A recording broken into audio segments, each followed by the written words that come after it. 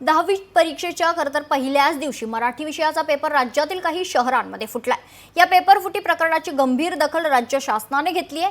Paper फुटी प्रकरणात नेमकं काय झालं त्याची माहिती शालेय शिक्षण मंत्री दादा भुसे यांनी दिली। तसेच या प्रकरणात सखोल चौकशी करण्याचे आदेश दिल्याचे देखील दादा भुसे यांनी सांगितलंय।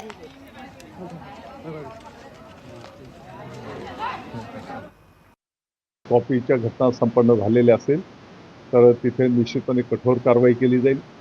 कॉपी पुरवणाऱ्यांवर पण कारवाई केली जाईल। त्याच्यासोबतच तिथला जो स्टाफ असेल जो याला सपोर्ट करत असेल तर त्यांच्यावर पण कारवाई केली जाईल आणि येणाऱ्या काळामध्ये ते केंद्र 10वीच्या परीक्षेच्या साठी रद्दबदल केलं जाईल। लोकशाही मराठी ऐका, पहा, जागरूक रहा।